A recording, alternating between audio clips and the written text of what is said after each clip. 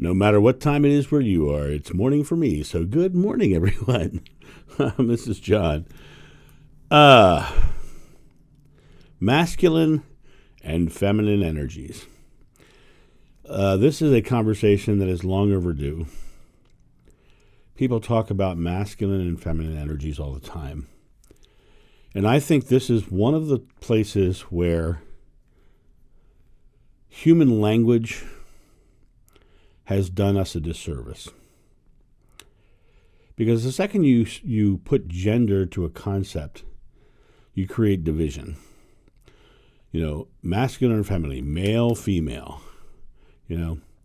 It's not about male or female. It's about masculine and feminine. In the head, in the heart. And what's fascinating to me is when I deal with people who are very much in the masculine but think they're in the feminine.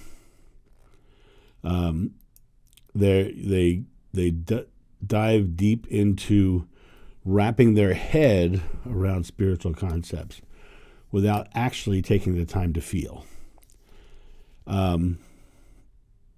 It's an interesting topic because I said language has failed us because by saying using the word masculine and the word feminine, you are literally creating, two camps, men and women. And love is not divisive. Love is not given to one group over another group.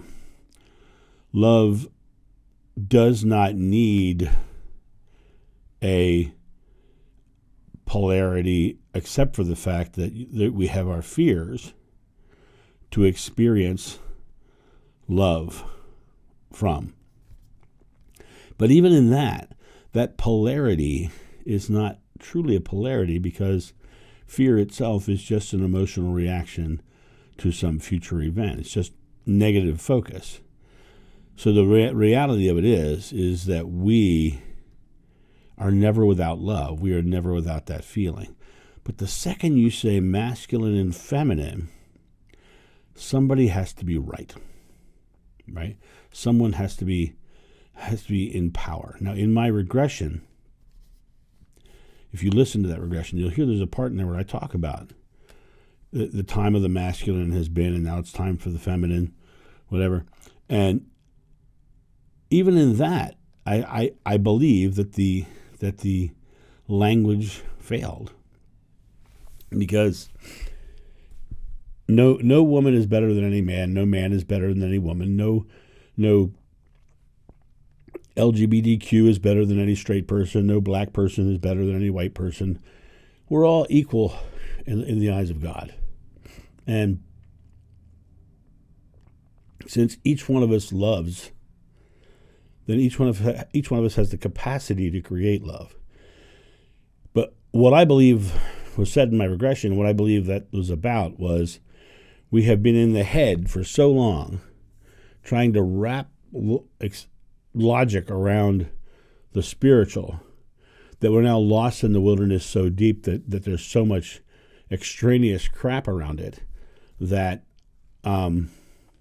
we need to get back to the heart center, back to the feminine, back to feeling, because that's what it really is. I said the other day in my video about Adam and Eve, we ate from the tree of knowledge. That was the transgression. Well, the tree of knowledge is the human thinking mind, and our connection to source is not a thinking thing. It's a feeling and being thing, and the people who get so lost in the terminology of masculine and feminine, patriarchy, matriarchy, those natures of male aggressiveness and female, kindness, I guess it would be. You've just said that males are bad when you think that way, and not all males are bad. Not all males are bad. I don't think I'm bad. I don't think I'm perfect either. But Not anytime you do a broad generalization of any group, you are doing a disservice, because there are butt heads in every segment of society. There are people who really feel empowered by the junk that they've wrapped around the spiritual truths. They search and search and search, and then their story gets more and more convoluted and more lost in their thinking, but they don't feel. And then what happens is they get into arguments, and then because someone will come along and call them on one of their constructed beliefs, and what happens is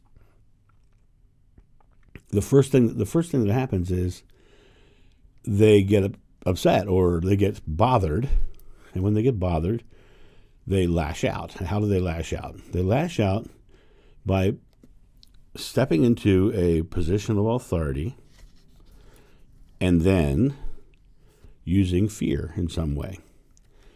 I've had this experience a couple times now since I came back out in this past month. I've had 2 different people telling me, quote unquote, I need to be careful how I do things.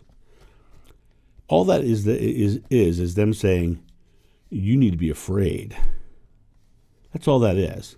That is passive aggressiveness, right? I have power and you're doing it wrong, so you need to be afraid because you're going to mess up. You're going to get hurt. That is what that is. It's passive aggressiveness, and it's trying to put someone who doesn't believe as they do in their place, because obviously I'm right and you're wrong, and you need to believe what I believe, and we need to have a long discussion so I can convince you of what I believe. That's not the way the world works, right? That is 100% what we would consider a masculine or a head thinker, someone who's in the head thinker, bad language, but someone who's in their head, right? People who in their heart go, oh, I feel what that feels like. And what's really interesting, when somebody says, you need to be careful to me, I instantly go, oh, okay, they're lost. They're lost because they are now using fear as a manipulative tool.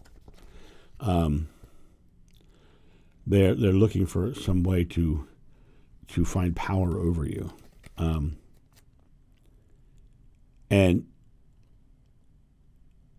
it's a fascinating thing, because when the quote unquote masculine, and I got to find another terminology, because it's the mind or the heart, or the head of the heart. Let's just stay with that one. The head, the heart, masculine and feminine, head, heart. Okay, the head is going to take you places that need to explain and need to wrap logic around. The heart says, no, this is just right. The heart is where faith lives. The heart is where belief lives, because we just know it. We just know it, right? When we hear a truth, it's not in our head that we hear it, it's in our heart that we hear it. If our heart had ears, that's where it would hear it. But we hear it in our heart because we feel it in our body. We go, oh, because you read something, you go, oh, and you exhale, and you, oh my God, that's true. You feel it. That is where we're coming to. We're coming to a place where we're all going to be much more heart-centered. We're going to be in a place where the truth resides. We're going to be in a place where we ourselves vibrate to God consciousness, to Christ consciousness. That we're gonna raise our feeling to the feeling of our Christed selves. We are rising up to that next level. That's what this whole Christ consciousness is. The whole second coming is. It's us. The last time Jeshua came from his Holy Spirit self to earth, retaining his Holy Spirit self, right?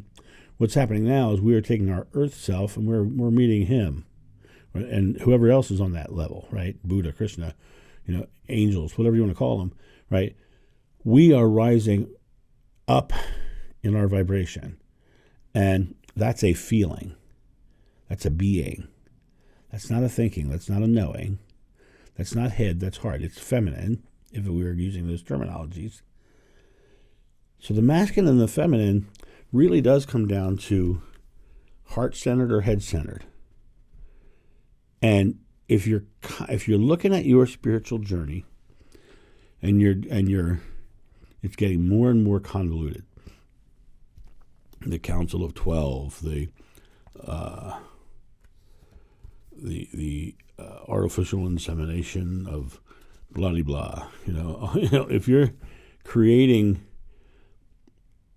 these constructs around it to make sense of it, realize that you're part of the problem, because what's happening is the whole situation is simpler. One of the reasons why people are hearing truth in some of the things I say, some of them they don't, but when they hear truth in some of the things I say, it's because it's simpler.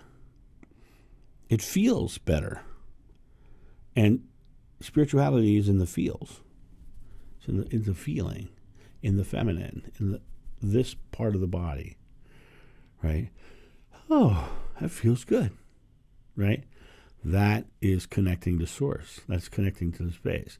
But if you're in your head and your story is getting more and more convoluted, and you're doing more research into other people's convoluted concepts, I went that journey. I studied Buddhism and Hinduism and Islam and Baha'i, and I've been all through the Wayne Dyer Tao stuff, and I've been through it all. I was dealing with the Course in Miracles, and it's all so convoluted. It's all so convoluted.